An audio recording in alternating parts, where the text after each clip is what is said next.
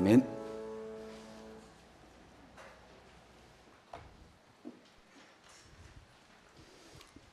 이번 주 토요일 날 결혼하는 청년들 있죠? 성현이와 윤복이. 그래. 그 하나님이 축복하실 결혼과 미래를 놓고 끊임없이 준비하십시오.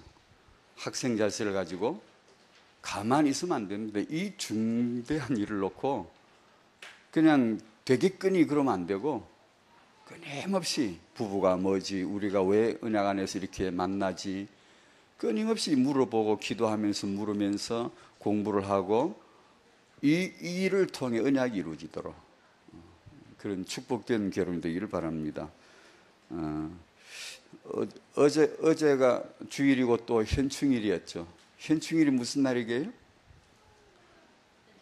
조기는 달았나요? 저는 달았습니다. 렘넌트 육아 교육에서 하면 되는데 또 해야 되는데 중요한데 우리가 놓치는 게 하나 있습니다. 국가관입니다.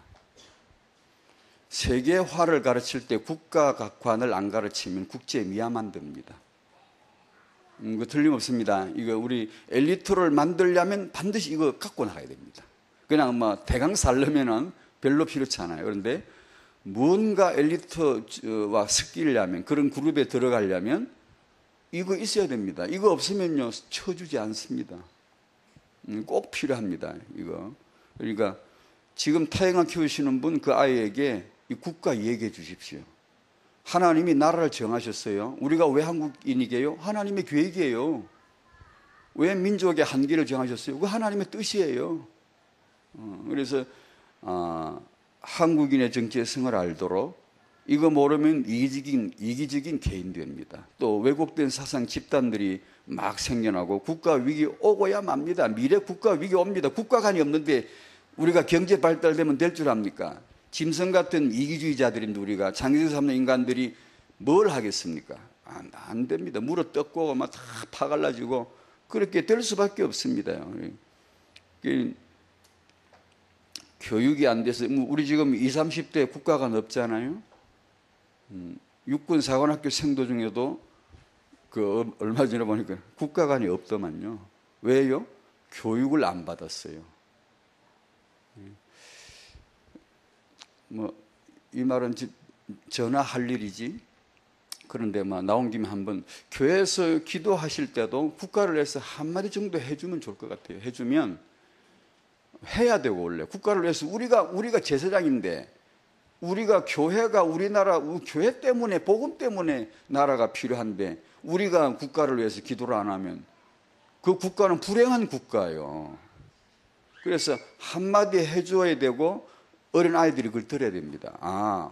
국가가 중요하구나. 국가를 위해서 하나님이 국가가 없는 나라 교육시키는 방법 간단하지 않습니까? 전쟁 일어나면 하루 만에 우리 국가가 얼마나 중요한가를 뼛속 깊이 교육이 되어버립니다. 국가가 없는 민족 국가 빼앗아 버리더라고요. 빼앗아 버린다고. 그러니까 우리가 이렇게 존재하는 건, 한국이 존재하는 건 첫째 하나님의 축복이고, 두 번째는 나라를 순전히 나라 때문에 목숨을 바친 희생한 순국 선열들이 있다는 거 기억하라는 게 현충일입니다. 생각하라는 거예요. 우리 명복을 빌거나 그딴 건 할 필요가 없지만 생각을 해야 되죠. 그런 거 필요합니다. 우리 학원 보고만 일과입니다.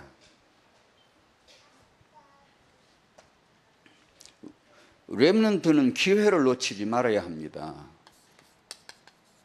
기회를 놓치면 후회가 오죠. 부모 수련의 1강도 바로 기회인데 생각이 납니다. 1. 솔로몬은 중요한 기회를 놓치고 후회하는 글을 남겼습니다. 왜 1대지가, 왜 이런 메시지가 있을까요? 앞으로 이런 후회하는 글이 반복되지 말라고 나오는 메시지입니다. 왜냐? 앞으로 또 나옵니다. 또 후회합니다. 내가 일평생 내가 하나님 위해 살았는데 이거 하나 후회된다는 이런 사명자들이 또 나옵니다, 여러분. 그거 막으려고 하나님이 주신 거라니까, 이게 지금. 내가 진짜 은혜 받고 내가 이렇게 신앙 충성하고 내가 복을 너무 많이 받았는데 나 이거 하나는 진짜 내 마음 너무 아프다, 이 말 나온다니까. 그래, 그거 못하게 하려고 하나님이 주신 거예요. 다윗도 여기서 자유롭지 못해. 엘리도 여기서, 사무엘도 다 여기 걸린. 헙사 어떻게 보면 한 가지 후회인데, 어디 이 각 시대도 다르고요, 성도 다르고요, 가문도 다른데요. 약속에는 어느 날 만나서 약속에는 흔드시 말이에요. 우리가 어느 날 탁 만나가지고 약속 하나가 탁 흩어져 살다 그런 게 있잖아요. 어느 날 그런 것처럼 약속에는 흔드시 다 성공하면서 어느 한 지점에 가면 약속에는 흔드시 거기서 다 자빠지는 거예요. 넘어지는 거예요. 신기하다 할 정도로 희한하다, 어떻게 약속이나 했나? 그게 바로 이 한 가지 후회가 타영아이고 부부이고 부모이고 후대입니다. 이 지점에 오면 약속에는 흔듯이 뚝 자빠져, 또 자빠져요. 시대가 달라도요, 그 희한하죠. 다 성공하는데 여기서 넘어져요. 다 성공했는데 요거 하나 넘어졌으면 요거 하나 정도는 제껴도 되면 좋겠는데 요거 때문에 미래가 다 무너졌거든. 요것 때문에. 그렇게 쌓아놓은 공적과 은총이 있었어도 요거 하나 넘어진 것 때문에 곧바로 재앙이 닥치고 곧바로 다 무너지는 거거든요. 그렇게 놓고 보면 이건 중요한 거거든요. 한 가지 후회. 솔로몬이 그렇게 후회를 했습니다. 솔로몬 후회는 돌이킬 수 없는 것이었어요. 렘넌트는 기회를 놓치지 말아야 됩니다. 여기다 우리는 타영아 시간이니까 타영아 부모는 이 기회를 놓치지만, 우리에게 주어진 기회가 복음입니다. 이 렘넌트입니다. 우리에게 지금 이 시대에 주어진, 우리에게 딱 던져주신 기회가 렘넌트입니다. 그리고 부모 육아입니다. 타영아, 이 육아, 이 기회입니다. 부모 수련의 1강이 바로 이거 아니에요. 한 번뿐인 나의 기회, 바로 그거거든요. 이 기회를 놓치면 후회할 날이 옵니다. 지금 젊은 분들 잘 들으십시오. 지금 하십시오. 지금 이 기도를 하시고, 지금 기회입니다. 지금 하나님이 기회를 주신 거라요. 지금 아버지가 한 번 더 축복하고, 지금 아버지가 한 번 더 언약 붙잡고, 내가 하나님이 왜 가정을 주셨는가, 왜 우리 후대를 주셨는가, 아버지가 한 번 더 지금 그렇게 바쁘고 힘드시더라도 아버지가 한 번 더 이 기회를 붙잡는다면 놀라운 응답이 있겠죠. 만약에 내가 바쁘다고, 위대한 분들이 전부 그랬습니다. 바빠서 못한 겁니다. 사명할 게 너무 많아서 못한 겁니다. 이걸. 그러니까 내가 바쁘다고, 사업이나 바깥일로 바쁘다고 해서 이걸 내가 만약에 소홀히 하면 딱 오늘 일과 이게 나옵니다. 후회할 날이 온다는 거. 얼마 안 가서 옵니다. 바로. 그래서 이 일과에서 우리 타영아 부모님들이 꼭 은혜를 받았으면 좋겠다. 기회를 놓치지 말자. 아멘. 꼭으로 이 은혜를 받았으면 좋겠습니다. 오늘은 아버지 히스기야입니다. 자식을 잘못 키움으로 나라를 망하게 한 아버지 히스기야입니다.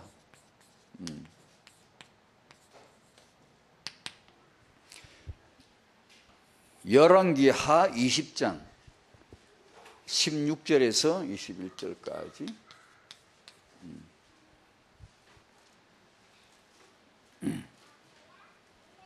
보시겠습니다. 잘 아시죠? 이제 히스기야 잘 알려져 있습니다. 대단한 전설 같은 인물이에요. 대단한 성공을 거둔 자이지만 안타깝게도 성공 뒤에 내리막이 있어요. 추락을 하죠. 건방지고 교만하고 하나님께 돌려야 될 영광을 전혀 돌리지 않고 갑자기 사람이 이렇게 변질될 수 있답니다. 우리가 신앙생활을 잘하다가 갑자기 이렇게 변질될 수 있답니다. 전혀 어울리지 않게, 저 사람이 저렇게 성령 충만하고 저렇게 잘하던 사람이 왜 갑자기 저러는지 그럴 수 있답니다. 히스기야 오늘 보십시오. 그러니까 하나님이 심판 내리는 겁니다. 오늘 읽으실 내용이 자 16절부터 21절까지 같이 읽습니다. 시작. 이사야가 히스기야에게 이르되 여호와의 말씀을 들으소서. 여호와의 말씀이 날이 이르리니 왕궁의 모든 것과 왕의 조상들이 오늘까지 쌓아두었던 것이 바벨론으로 옮긴 바 되고 하나도 남지 아니할 것이요 또 왕의 몸에서 날 아들 중에서 사로잡혀 바벨론 왕궁의 환관이 되리라 하셨나이다 하니 히스기야가 이사야에게 이르되 당신이 전한 바 여호와의 말씀이 선하니이다 하고 또 이르되 만일 내가 사는 날에 태평과 진실이 있을진데 어찌 선하지 아니하리요 하니라. 히스기야의 남은 사적과 그의 모든 업적과 저수지와 수도를 만들어 물을 성 안으로 끌어들인 일은 유다 왕 역대 지략에 기록되지 아니하였느냐. 히스기야가 그의 조상들과 함께 자고 그의 아들 므낫세가 대신하여 왕이 되니라. 21절 이게 세계복음화입니다. 잘 사람은 자고 또 새로운 자가 일어납니다. 이게 응답을 받는 게 세계복음화예요. 저는 예전에 이런 거 전혀 몰랐거든요. 그냥 내가 충성하면 되는 줄 알아. 내가 그냥 모든 걸 충성하면 되는 줄 알아. 그런데 세월도 얼마 안 가서 뽀록 나더만. 그게 아니에요. 그게 아니에요. 나는 자야 될 날이 오고 내 다음을 이어갈 자가 나오게 돼 있고 그리고 그때 제대로 응답을 받아야 된다. 이게. 그걸 이제 깨닫게 됐어요. 이게 그래서 이 태영아 사역이 렘넌트 사역은 이게 무슨 좋다 안 좋다가 아니고 이건 뭐 반드시 밟아야 될. 건너지 않으면 이 다리를 건너지 않으면 못 가요. 못 가. 한강 정도야 다리가 없으면 수영이라도 할 만한 데도 있지만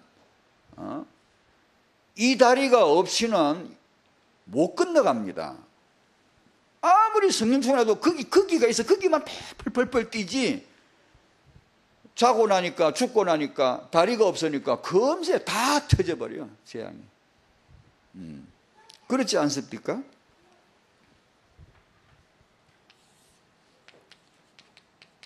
다윗을 통해 통일왕국을 이루옵니다. 솔로몬 사후에 곧 이 왕국은 또다시 본래대로 생고무줄처럼 원위치 딱 돌아가 버려 분열되어 버립니다. 다윗의 통일왕국은 참 짧았죠. 안타깝게도 너무 짧았죠. 위대한 업적인데 이것이 너무 짧았죠. 분열이 되고 북남으로 분열됐죠. 열지파 북왕국 이스라엘, 유다지파 남왕국 유다. 이 북왕국은 BC 722년에 아수르에게 멸망을 당하죠. 이 멸망당할 그 점에 남왕국 유다의 왕으로 취임한 자가 히스기야예요. 히스기야. 그러니까 당시의 세계 패권 국가, 최강 국가 아수르가 북왕국 이스라엘을 널름 탁 집어먹고 그 다음은 누구 먹을 차례죠? 유다 먹을 차례죠. 위에 거 이제 먹었으니까 그 다음 유다 먹을 세계 최강 패권 국가니까 그거 뭐 유다 그 같은 거야 뭐 코딱지만한 거 그냥 널름 먹어버리면 없지 그냥 그거 간단하게 없애겠죠. 그 점에 히스기야가 왕이 되고 유다는 풍전등화에 아수르라는 거대한 곰 같은 놈이 이 개미만한 유다를 집어 밟아버리려고 18만 5천 군대를 뭐 저거는 뭐 요것만 보내면 안 되겠네 해가지고 유다 쪽에 보면 거대한 군대이지만 아수르 쪽에서는 별거 아니고 조그마한 군대를 한번 보내본 거죠. 그 사건이죠. 아시죠 이제? 그때란 말이에요. 그때 히스기야가 왕으로 있던 시절. 자, 1번 반면교사로서의 히스기야와 그 아들입니다. 이 가문을 조금 얘기하면 먼저 히스기야의 아버지인 아하스입니다. 아주 나쁜 왕입니다. 못된 왕이에요. 우상숭배 노골적으로 하지 자기 자녀들을 불 속에 막 집어 던져넣지. 아주 그냥 기억에 남을 만한 건 성전 문에다가 못질을 한 성전 출입을 금해버린 대못질을 철폐시켜버리는 이런 인간이 어디 있습니까? 그래서 유다 왕이 언약의 백성 유다 왕이 참 지도자 잘못 만난 거지 이렇게 돼버렸어요. 그의 아들이 히스기야란 말이에요. 잘 아시는 대로 히스기야는 훌륭한 왕이었죠. 아주 경건한 300년 만에 드디어 정말로 가뭄 끝에 만난 단비처럼 훌륭한 왕을 만났고 온 백성들의 신앙이 되살아나는, 참 희한하죠. 한 지도자 오면 다 살아납니다. 그런 이제 놀라운 영적 계획을 하고, 심지어 그때까지 모세 노뱀이 있었나 봐요. 모세 노뱀 아시죠? 광야에서 들었던 모세 노뱀. 알죠? 안다고 빨리 그래보세요. 혹시 모르는 것 같아? 그 노뱀이 그때까지 있었나 봐요. 히스기야가 이것도 우상 아니냐, 이거 다 없애버려 헌 사람이 히스기야요. 그 막 요즘 말로 말하면 완전 예수요. 오직 복음이요. 다 필요 없어. 다 오직 하나님의 언약이야. 완전 예수였어요. 그 정도로 아주 언약이 확실했던 분입니다.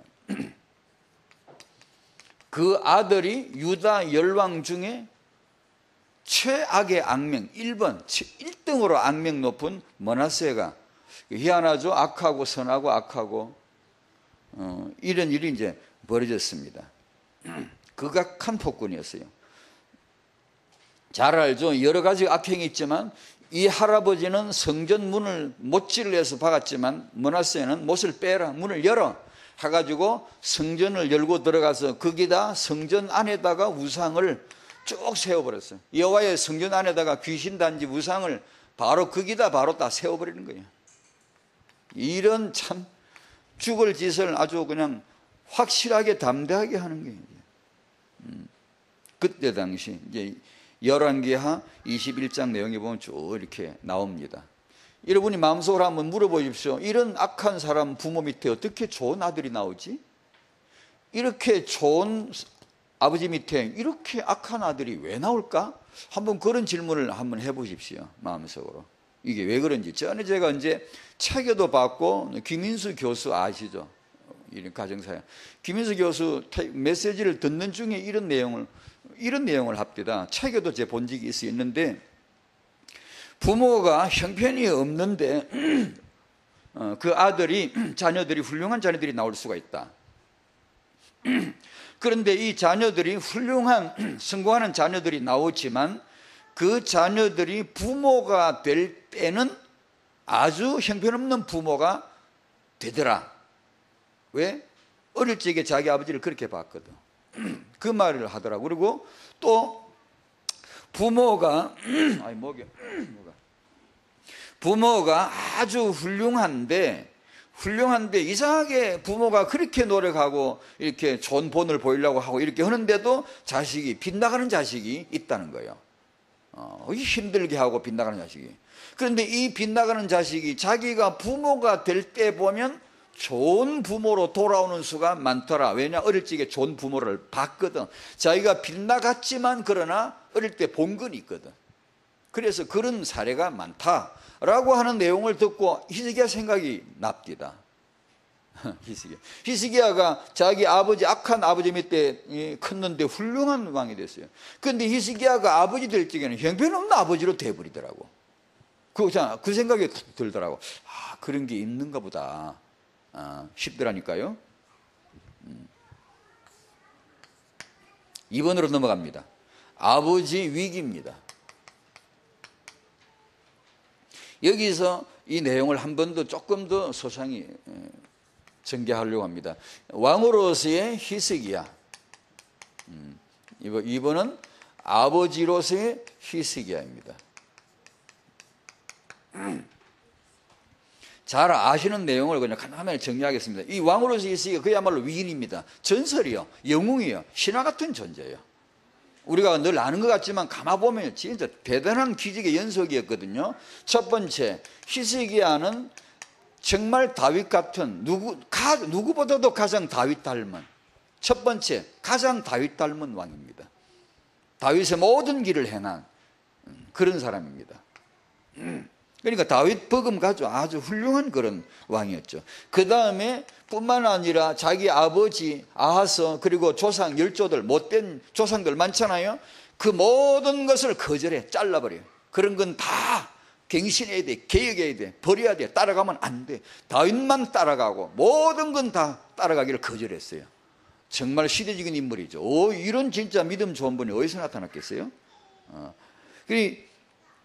그 다음에 이스라엘의 모든 개혁 회복을 합니다. 그중에 특별히 절기 유월절, 완전 복음 언약을 완전히 회복합니다. 유월절을 지키는데 얼마나 기뻐하는지 온 백성이 막 기뻐가지고 해야 돼.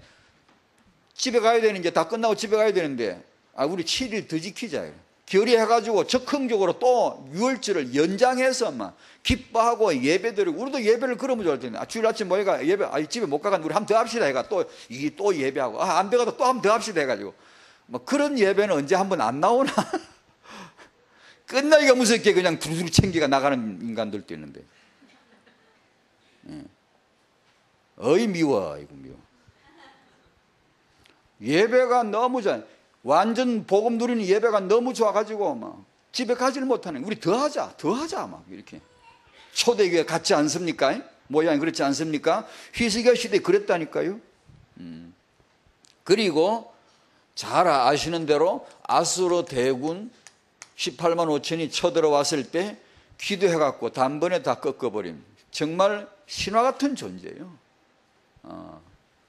참 여호와 앞에 기도해가지고 다행히 하나를 놓고 본 다음에, 하나 이면을 본 다음에, 아수르는 나를 잘못 잡았어요. 히스기야 신앙이 너무 좋을 때, 너무 펄펄 끓고 성령이 충만할 때 나를 잘못 잡았어요. 남을 건드리려면 시험 들어 있을 때, 바람이 빠져 있을 때 살짝 건드려야 되는데, 이 아수르가 나를 잘못 잡아요. 히스기야가 펄펄 살아. 오직 여호와 할 때 건드려가지고 히스기야가 여호와요 딱 기도가 응답받아가 18만 5천 탁 꺾어버려요. 국제사회에 히스기야는 어느 날 갑자기 뜨기 시작하는 거예요. 일본에서도 사절단 오지, 중국에서도 오지, 영국에서도 오지, 프랑스도 오지, 미국에서도 오지, 전부 다 대한민국 왕이 누구냐?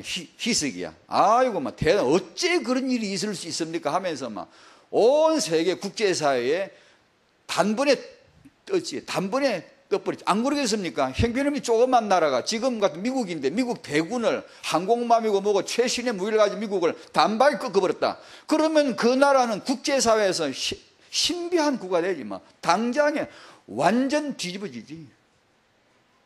히스기야가 그런 존재예요. 국제사회에서 온갖 사절단들이 다 오고 막 축하한다고 막. 도대체 어떤 일이 그런 일이 있었냐고 막. 게다가 글쎄 그것도 대단해. 게다가 그 다음에 또 하나 일이 터집니다. 잘 아시는 대로 히스기야는 죽을 병이 걸립니다. 여호와께서 직접 말씀하신, 넌 죽고 못 살아. 하나님이 말씀 보내가 너 죽는다 그러면 죽을 준비를 하겠지. 우리는 뭐 하나님도 이러시는데 내가 뭐 더 살아 뭐 하겠노 이럴 텐데, 막 하나님조차 이러시는데 하나님이 너 죽는다 그러는데 아멘 하고 뭐 죽을 준비하고 주변 정리하고 할 텐데, 히스기야는 믿음이 얼마나 끌어올랐던지 이게 바로 성령 충만이거든요. 담대하게 죽음을 거부합니다. 하나님 앞에 나가 살려달라고 기도하거든요. 그러니까 그것도 응답받아 버려.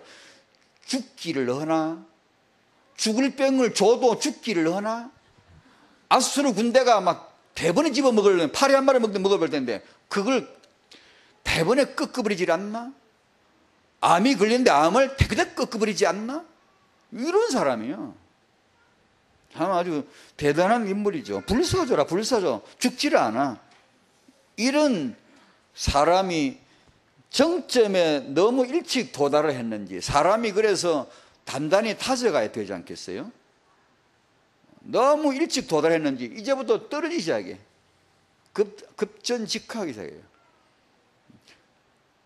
은혜를 잘 받으시고 막 요새 내 참 좋다, 응답도 잘 되고 기도도 잘 되고 말씀도 들려지고 막 힘이 나는 그런 분이 계십니까?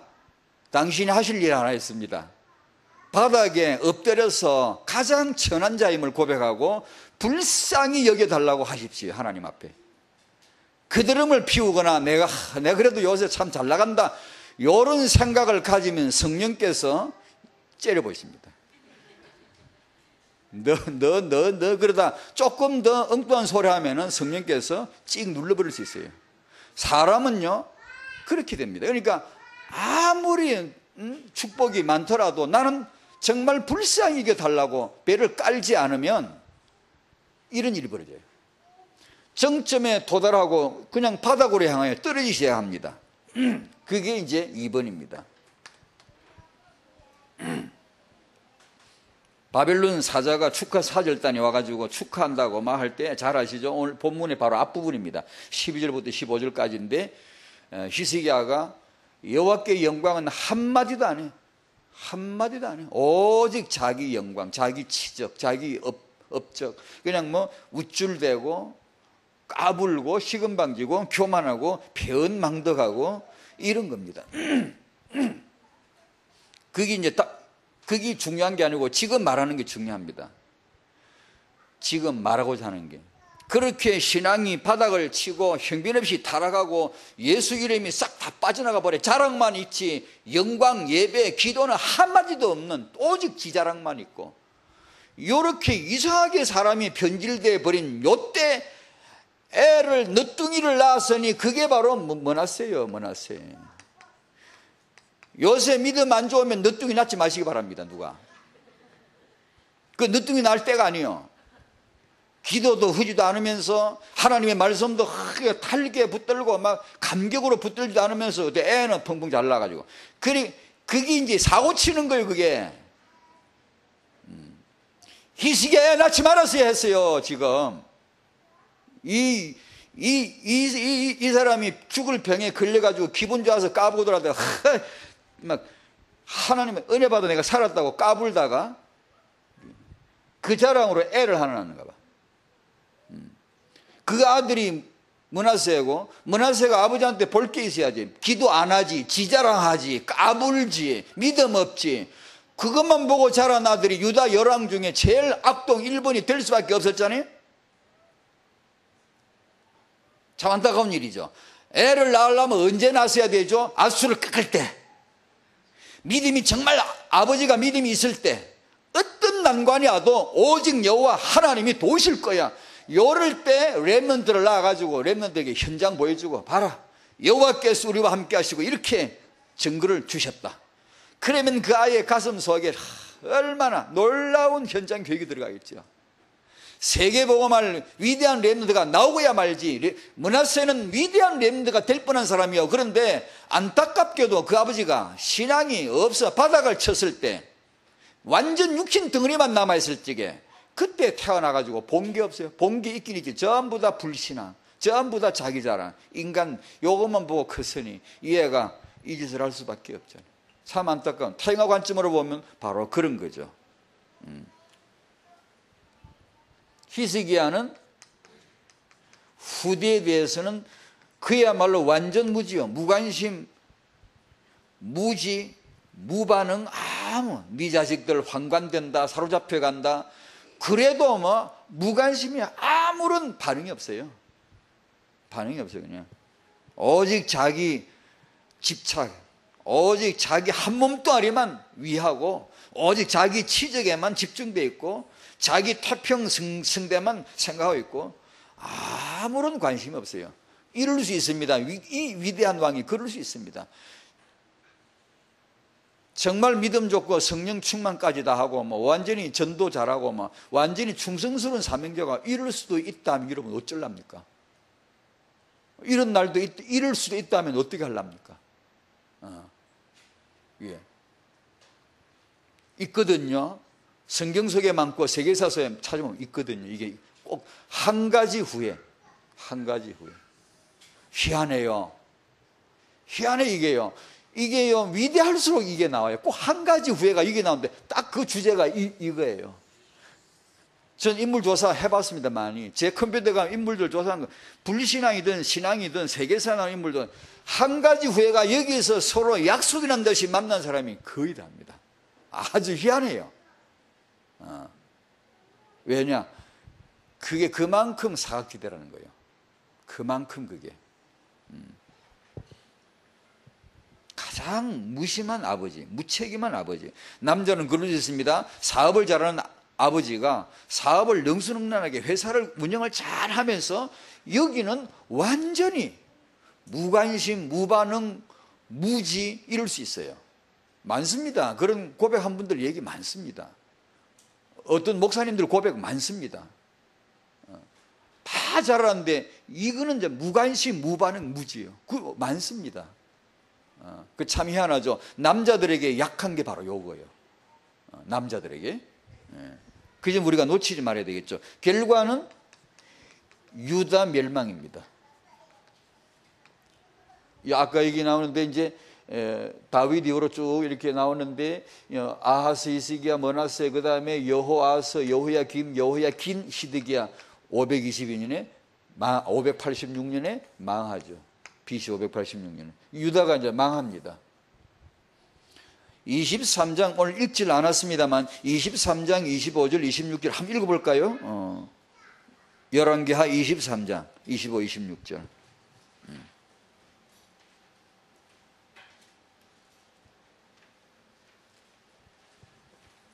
자, 같이 읽겠습니다. 요시아와 같이 마음을 다하여 뜻을 다하여 힘을 다하여 모세의 모든 율법을 따라 여호와께로 돌이킨 왕은 요시아 전에도 없었고 후에도 그와 같은 자가 없었더라. 그러나 여호와께서 유다를 향하여 내리신 그 크게 타오르는 진노를 돌이키지 아니하셨으니 이는 므낫세가 여호와를 경노하게 한 그 모든 경노 므낫세 이름이 나오죠. 여기 이제 요시아가 나오고 아시는 대로 히스기야와 요시아는 성군입니다. 다윗 같은 훌륭한 왕이죠. 그 사이사이 하나 끼는 참 희한하네요. 그런데 이렇게 요시아가 자기 조상 닮아서 위대한 개혁을 합니다. 영적 개혁을 하고 성전 개축을 하고 수축 회복을 하고 다 하는데도 하나님이 그래도 안 돼. 내가 심판하기로 한 것은 취소할 수가 없어 라고 하는 근거를 대면서 므낫세 얘기를 했죠. 워낙 악한 짓을 많이 했어요. 하나님 가슴에 너무 못이 박혀 이건 취소할 수가 없다는 거예요. 그래서 유다는 이게 여호야 긴 시드기야 나와도 그 사람들은 그냥 잠깐 그냥 이래 있었지 제대로 왕노릇도 못하고 시기도 짧고 그냥 이때 사실 이제 망하는 거예요. 유다는. 그 왜요? 그래도 후대 회복 안 하랍니까? 그래도 우리 렘넌트 회복 안 하랍니까? 자, 아버지로서의 회복입니다.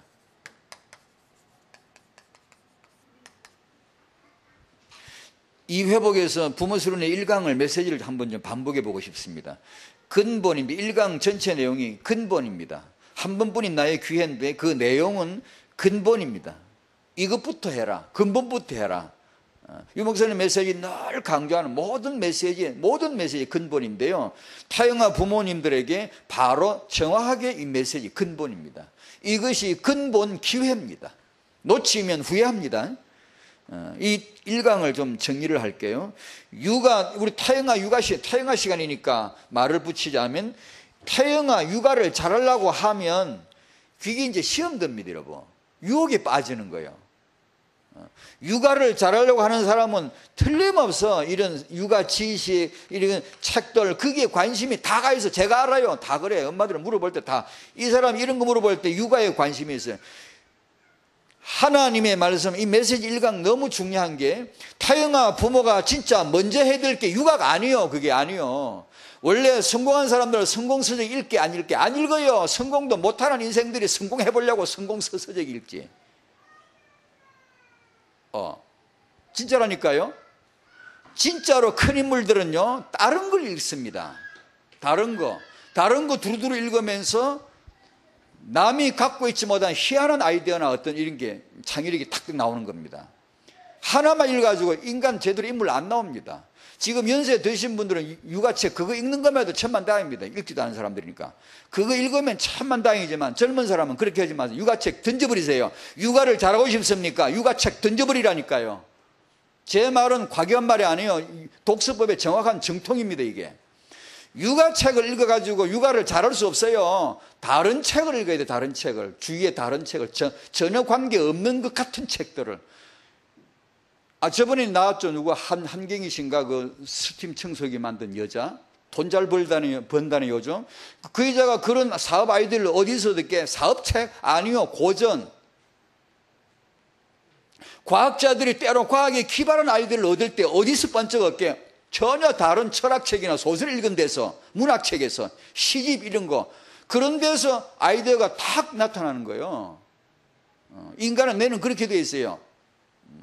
그런 면에서 젊은 사람들은 두루두루 다른 책을 많이 읽어 놓으세요. 소설도 읽고 문학도 읽고 육아 비슷한 변두리 있는 책도 읽어 놓고 그런 게 하면 나중에 육아책을 읽지 말란 말은 그게 아니고 다음에 읽을 때 와요. 그렇게 해서 이게 균형 잡힌 종합적인 좋은 생활을 갖추어 나가야지. 그래야 제대로 된 그런 게 나오겠죠. 그렇게 하셔야 안 되겠습니까? 육아를 정말 하려면은 육아가 아니고 뭘? 근본. 뭘 해야 되지? 자, 그래 이제 1대지 이겁니다. 초엘리트. 엘리트란 말은 육아를 하는 사람들은 엘리트를 추구합니다. 초엘리트란 말은 육아는 그게 해가 되는 게 아니에요. 초엘리트가 뭐죠? 그리스도, 기도, 말씀, 전도. 희한하죠? 전혀 육아학자들이 모르는 거 비밀입니다. 이게 진짜 육아를 제대로 한번 해보고 싶습니까? 요걸 근본을 잡아야 돼요. 정말이라니까요. 정말이니까 다락방, 예수 믿는 다락방 태영아 부모가 놓치지 말아야 될 거, 육아가 아니고 이 근본. 틀림없습니다요. 이걸 여기서 답을 내셔야 돼요. 여기서 뭔가 펑, 여기서 엄마 아빠가 울어야 돼. 눈물이, 감사의 눈물이 있고, 여기서 예배가 확 터져나와야 돼요. 여기서 나와야 돼. 육아 그런 거 백날 배워도 예배 안 나와. 성경과 멀어져. 진짜입니다. 책을 많이 읽는 사람은 성경에서 멀어집니다. 어떤 좋은 책이냐? 그 책을 읽으면 성경을 잡고 싶은 책이 있어. 그게 세상에 몇 권 없거든. 육아책 중에.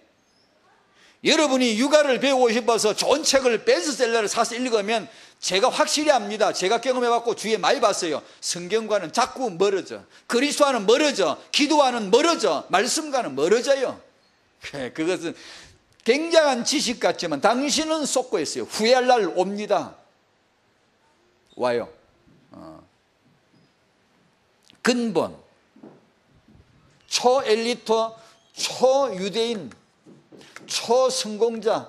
저는 이 메시지 1번을 받으면서 제가 내 노트에 이걸 썼습니다. 초당대. 당대를 넘어갈 수 없는 언약운동은 진정한 세계복음화가 아닙니다. 증거 쫙 나옵니다. 성경에. 그래서 복음과 후대, 언약과 렘넌트, 이것은 뗄 수 없는 원래 하나요. 하나. 왜냐?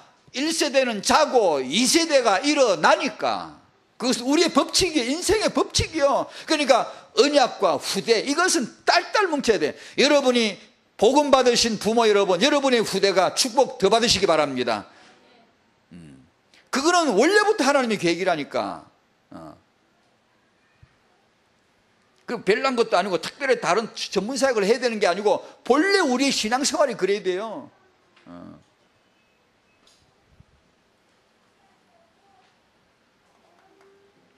여러분이 받으신 이 복음이 여러분의 후대에게 그대로 더 좋은 축복으로 넘어갈 수 있기를 바랍니다. 그렇게 되라는 거예요. 초엘리트가 초당대로 넘어가야 되는 거예요. 여러분의 후대는 여러분보다 더 복 받으시기 바랍니다. 2번에 나온 메시지가 부부입니다. 부부에게 있어서 중요하게 메시지를 늘 주시는 게 하나 있는데 그것은 포럼이랍니다. 제일로 안 되는 거. 제일로 잘 안 됩니다. 부부 사이의 포럼이 제일로 어려운 게 이거거든요. 근데 이게 메시지 핵심으로 늘 나옵니다. 다윗이 부부가 못했던 거예요. 사무엘 부부가 어려웠을 거예요. 이게. 왜냐? 그 결과를 놓고 볼 때. 엘리 부부도 어려웠을 거예요. 이게. 마노아 부부는 정말 훌륭하게 모델이 돼요. 이 포럼이 잘 돼요. 기도 포럼, 말씀 포럼 착착착 또 되어졌어요. 근데 그 외에는 이 모델을 찾아보기가 어려울 정도로 위대한 분들도 다 어려웠던 게 부부 포럼입니다. 이걸 이 사역을 해줘야 되는데 이거 어떻게 해야 되는지 참 이게 이 부부는 부부가 뭐냐 발견하고 부부가 뭐냐 깨달을 곳이 딱 하나밖에 없어요. 세상에 하나밖에 없어요. 왜냐? 하나님이 그렇게 말씀하시기 때문에. 복음과 부부는 그래서 저는 붕어빵이라고 그렇게 말을 만들어 봤어요. 남편이 뭘까? 남자가 뭘까? 한 군데밖에 없어. 그리스도. 그리스도라고는 붕어빵 털에다 구워서 만든 게 나온 게 남자예요. 그러니까 딱 맞아. 남자하고 그리스도하고 둘이 딱 갖다 대면 딱 맞게 돼 있어요. 근데 안 맞잖아. 우리가 남편들이 그리스도 안 맞잖아요. 그게 이제 사이비 남자예요. 이게 엉터리 남자거든. 그런데 하나님의 말씀은 남편은 그리스도 같이 하라는 거예요. 그러니까 우리가 부부들 남편을 모아놓고 뭘 얘기해야 돼요? 처음부터 끝까지 그리스도 얘기를 해야 돼요. 세상 사람들이 왜 실패하는 줄 알아요? 저는 이제 이런 정리가 좀 됐어요. 예전에 이런 걸 몰랐어요. 뭐 부부 교실도 있고 뭐 태교도 있고 있잖아요. 성경 그리스도 안 나오면 다 틀린 거예요. 이제 단언합니다 제가. 왜냐하면 이게 언약이 아니면 복음이 아니면 부부 교실 애당초가 틀린 거예요. 부부를 어디서 배우려고. 복음이 아니면 부부는 조명되지도 않고 전부 착각이에요. 잘못된 거예요. 남자를 가르치는 것은 그리스도 외에 없어요. 아내를 가르치는 것은 그리스도의 신부가 그리스도에게 하듯 복종하듯 아내는 남편에게 복종하라고 하셨어요. 그 외에는 길이 없어요. 방법 없어요. 그러므로 이게 힘들잖아요. 사실 잘 안 됩니다. 그래서 잘 안 된다고 있을 게 아니라 사역을 해줘야 됩니다. 남편들을 모아 사역을 해주고 아내들을 모아 사역을 해주고 부부를 모아서 이 사역은 간단합니다. 복음 제시입니다. 복음이 정확하게 이해가 되도록 복음이 은혜가 되도록 해서 복음 같은 부부가 되도록 그걸 끊임없이 메시지 주고 기도하고 성령 인도를 받으면 응답이 안 되겠습니까? 아니 어떻게 내가 그리스도처럼 될 수 있습니까? 그건 내 생각이고 하나님이 말씀했으면 주실 거지 축복을 안 주시겠습니까? 그래서 우리는 이런 사역을 만들어줘야 되는데 저는 맨날 그 기도합니다. 사역을 해줘야 돼요. 사역의 수준을 이 부모 사역의 수준을 한없이 격상시켜줘서 이걸 해줘야 됩니다. 여기 젊은 분들 계시죠? 도전합니다. 젊은이들이여 이 사역으로 부름을 받으시라 이 말입니다. 하나님이 당신을 부르실 겁니다. 잘 들어보세요. 하나님 음성을. 여러분이 미래에 뭘 해야 되는가? 부부가 지금 이런데 부모가 이런데 죄다 여기서 지금 넘어지고 있는데 왜 사역을 안 합니까? 왜 사역자로 헌신 안 합니까? 하나님이 부르시는데 성령께서 이런 메시지를 주시고 안타깝게 호소하는데 야 그래 내가 내 인생의 결혼 부부로서 내가 응답을 누리고 복음 안에 응답을 누리고 내가 내 후배들 부모들을 도와야 되겠다. 이게 10년, 20년, 30년을 하루같이 기도하고 연구해야 돼, 이 부분을요. 그러면 그 부분에 대한 응답과 노하우가 쌓입니다. 분명히 쌓여요.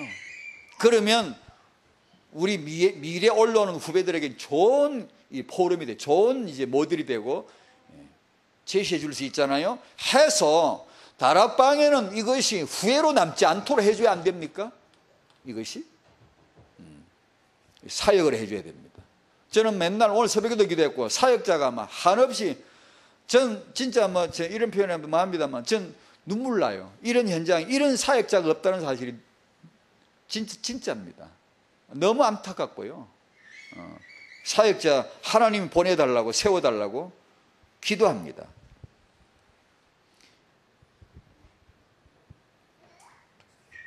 3번에 나온 돼지가 기업이었죠. 이 말은 부모를 말씀하는 거죠. 자식은 여호와의 주신 기업이다. 누구의 기업이라고요? 여호와의 기업이래요. 뜻밖이죠. 여러분 이걸 처음으로 들은 듯이 놀라야 됩니다. 여러분이 이 사실에 대해서 하나님의 지식입니다. 이게 절대로 사람의 지식이 아닙니다. 놀라고 또 놀라고 놀라야 되고 무릎을 착 꿇어야 됩니다. 내 아들 내 딸이 하나님의 거구나. 하나님의 기업이구나. 놀라야 됩니다. 충격을 받아야 되고 탁 무릎 꿇고 손에 받쳐서 하나님 것을 내가 어떻게 다뤄야 됩니까? 내가 이 하나님의 기업을 어떻게 해야 됩니까? 두려운 마음으로 기도가 절절 나오기 않으면 안 됩니다, 여러분. 예. 내 새끼라고 끌어안는 거 내가 막 모승이라가 축복하고 하나님의 사정없이 빼앗아가 버리잖아. 그건 내 거잖아. 하나님의 기업이잖아. 내 기업이잖아. 그러면 이 자녀가 하나님의 기업이라면 이 자녀 육아는 하나님의 말씀으로 하는 것만이 육아지 다른 건 다 틀린 거예요. 제 말은 과격하지 않습니다. 그만큼 우리는 말씀 붙들어야 됩니다. 자녀 육아 뭘로? 오직 말씀으로. 그것을 내가 육아 내 할 거 다 해보고 말씀도 중간에 끼어 써먹으려고 그런 수준 가지고 생각을 하면 안 됩니다. 하나님 모독하는 겁니다. 그게 자녀 육아를 우리가 해야 되는데 오직 언약 말씀 붙드셔야 됩니다. 말씀 읽고 말씀하면서 말씀 묵상하면서 아이와 같이 말씀으로, 아니, 하나님 말씀이 만약 육아에 미천하고 모자란다면 예수 믿지 마요. 오늘부터 우리가 뭐하게, 성경이 그렇게 불완전하다면 성경 믿어 뭐합니까? 완벽한 하나님의 책인 줄 믿습니다. 완벽한 육아책이란 말이에요. 근데 우리가 그걸 안 믿어요. 진짜 안 믿어요. 기업이다.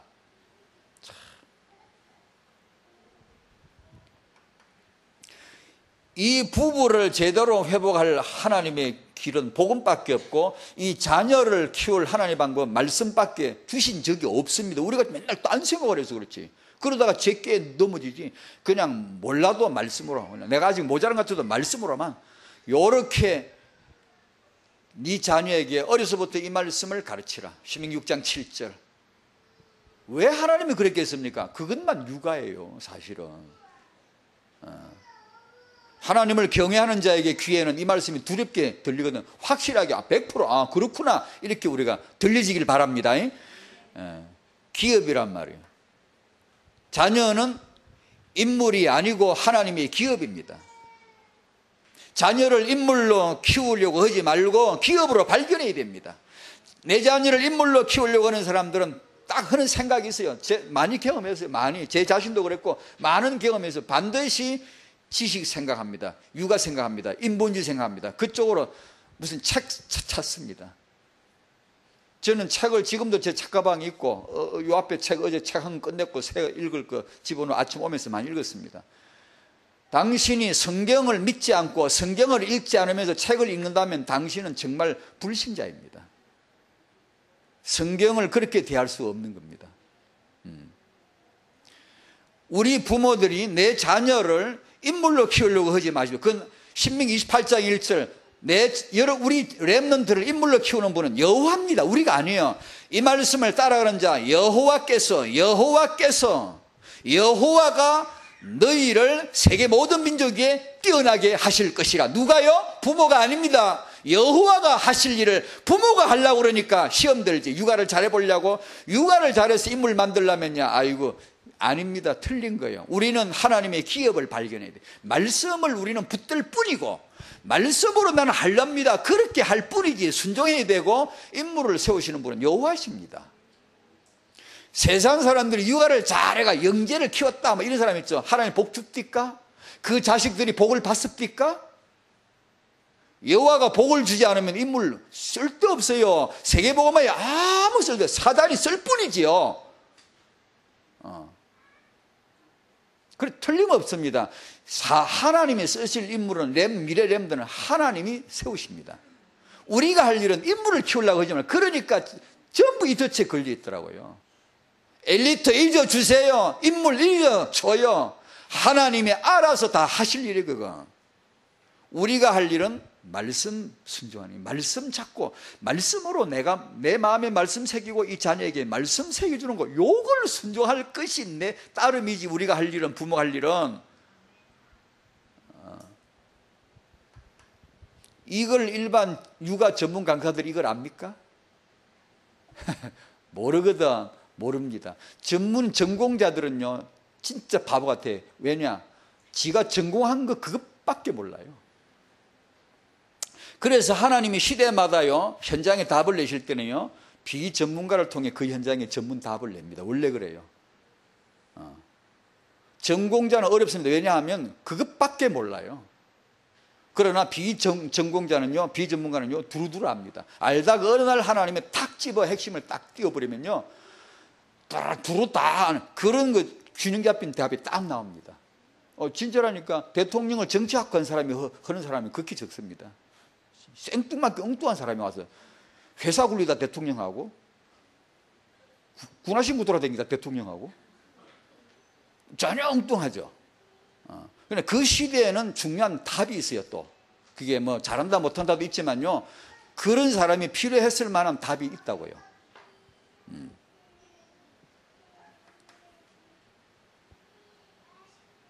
이거 참 중요한데요. 결론에도 그렇게 생각했습니다. 말씀을 정말 믿는가? 오늘이 희스기야를 통해서 왕의 믿음, 아버지의 믿음, 책과 성경 어떻게 생각하시는지, 박사님의 가르침과 하나님의 말씀의 가르침을 어떻게 생각하는지. 구체적으로 얼마 전에 엄마가 저에게 물었어요. 고든 박사의 부모 역할을 훈련해 거기서 배우는 거하고 하나님의 말씀에서 배우는 거하고 어떻게 생각을 합니까? 이런 훌륭한 학자들의 책을 통해 강의를 통해 배울 게 많습니다. 여기서 하나 아셔야 되는 것은 배우는 걸 중단하라는 뜻이 아닙니다. 배울 수 있는 건 빨리빨리 배워야 됩니다. 못 배우는 사람이 바보죠. 배워야 됩니다. 하지만 하나님의 말씀을 제대로 붙잡으면 유일성의 하나님의 복을 받을 것입니다. 태영아 부모가 이 복을 받아야지 이 복을 받지도 못한 채 뭘 그렇게 해가지고 그게 되리라고 생각하십니까? 하나님의 복을 받으시기 바랍니다.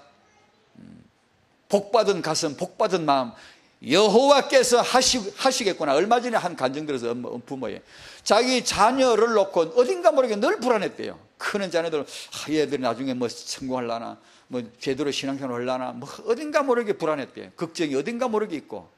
그런데 어느 날 예배 드리고 메시지 받고 또 특별히 또 목사님의 축복 기도를 또 부탁해서 받았대요. 말씀의 은혜를 받고 목사님의 축복 기도를 받고 오는데 이 부모 마음속에 은혜가 온 거예요. 확실히 딱 온 거예요. 아, 하나님이 하시겠구나. 그 마음이 드디어 든 거예요. 그렇게 마음이 편안해지는 거죠. 아이에 대한 일말의 염려 근심이 늘 있었는데 그게 싹 사라진 거예요. 아, 하나님이 하시는 거구나. 그때부터 부모가 그 말을 하겠죠. 아이들에게 하나님이 축복하실 것이다. 하나님이 하시는. 그전엔 지가 늘 걱정했는데 이제는 싹 내려놨어요. 하나님이. 나중 언젠가 한번 얘기할게요. 저도 이거 참 많은 걸 이게 세월을 통해 보고 현장 보고 또 생각하고 이렇게 하면서 정리된 건데, 우리는 이 부모를 통해서, 일반 학자들은 꼭 그 얘기합니다. 자녀는 부모를 통하여 만들어진다고. 저도 그거 맞는 줄 알았어요. 아니요, 틀렸어요. 자녀는 하나님을 통하여 만들어집니다. 복음을 통하여 만들어집니다. 우리는 거기서 빠져나와서 옆에서 내가 부모가 다른 보조할 역할을 내가 발견해야지, 내가 해야 된다고 생각할 때부터 이것은 하나님 몰아내요. 말씀 몰아내요. 그 다음에 한번 이 정리를 해보려고 합니다. 제가요, 이 얘기 하고 마치랍니다. 제가 이런 관련 책 수백 권 읽었거든요. 읽고 나서 마음에 자연적으로 하나 정리된 게 하나 있어요. 이 자녀 육아, 자녀 교육에 대해서 수백 권의 책을 읽으면서 불신자가 쓴 책이건 신자가 기독교인이 쓴 책인 간에 거의 하나같이 훌륭한 육아 모델, 자녀 교육의 모델로 제시하는 사람이 하나 있는데 그게 유대인입니다. 하나같아. 불신자도 그렇고 기독교인도 그렇고 하나같이 유대인을 제시합니다. 공통점이 있어요. 100%는 아니지만 거의 다 나옵니다. 같이 그 유대인을 쓰는 이유도 글 내용도 거의 비슷해요. 왜냐? 유대인에 대해서 얘기를 하는 거니까. 그런데 신기한 걸 발견했어요. 하나님의 말씀의 능력을 체험한 사람, 그 엄마, 아빠, 하나님의 말씀의 능력을 나름대로 체험하고 하나님이 말씀으로 역사하시겠다라고 하는 믿음을 가진 그 사람이 쓴 책에는 유대인 언급이 한 번도 없다는 걸 몇 권의 책을 보고 발견했어요. 깜짝 놀랐어요. 나는 이 사람들이 의도적으로 유대인을 뺐다라고 생각하지 않습니다. 성령 역사라고 저는 믿어요. 하나님의 말씀을 경험한 사람은 다른 게 생각이 안 나버려요. 왜요? 하나님의 말씀이 되는데 왜 다른 사람 생각이 납니까? 하나님의 말씀인데 왜 다른 게 생각이 날 리가 있습니까? 마음이 시원하더라고. 그래, 맞아. 이 사람들이 진짜 증거를 본 거야. 부모 여러분, 우리도 그 은혜가 있기를 바랍니다. 하나님의 말씀이면 되지. 말씀 은혜를 제대로 받으려고 안 하고 거기서 답을 안 내고, 결론이 성경인데 말씀인데 우리는 거기서 결론을 안 내고 자꾸만 육아를 잘해보려고 하니까 엉뚱한 소리를 하지. 우리가 책을 찾지 자꾸만.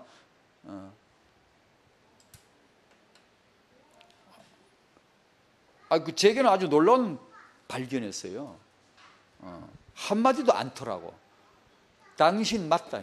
제 말 얼마나 마음이 시원한지. 당신 제대로 증거를 잡았구나. 우리가 다 그렇게 해야 된다. 하나님의 말씀 앞에 감히 누구를 얘기하냐.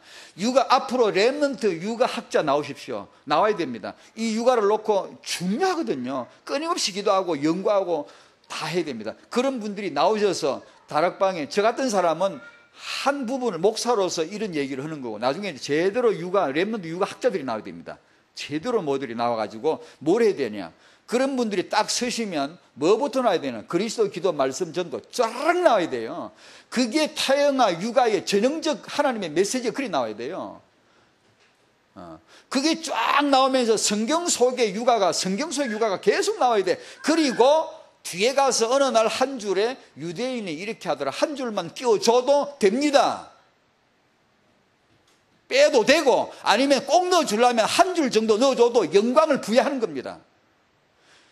이게 잘못되면요, 기독교인 육아학자들이 어떻게 하냐면 육아론을 쫙 이야기하고 성경을 어쩌다 하나 끼워주는 영광을 성경에다 베풀려고 그래. 기분 나쁘거든요. 왜냐? 전공을 하면 그렇게 돼요. 그래서 다락방 앞으로 육아학자는 그리스도 닮는 사람들이 그 다음에 육아학을 해야 돼요. 그 다음에 전공에 들어가면 기가 막힌 시대적인 진짜로 일꾼 나옵니다. 타영아 부모는 하나님의 말씀의 능력을 하는 부모가 되기를, 이 은혜가 있으시기를 바랍니다. 틀림없습니다. 하나님이 주신 메시지입니다. 틀림없습니다. 하나님이 여러분에게 하시는 말씀입니다. 여러분 말씀 들으십시오. 말씀 믿으십시오. 말씀 읽으십시오. 말씀 암송하십시오. 말씀을 사모하는 마음, 말씀을 마음에 새기고 싶은 마음, 하나님 꿀같이 여기는 이 마음을 제게 허락해 주시옵소서. 틀림없이 말씀대로 하나님은 위대한, 남이 전혀 모르는 축복을 나와 후대에게 주실 줄로 확신합니다.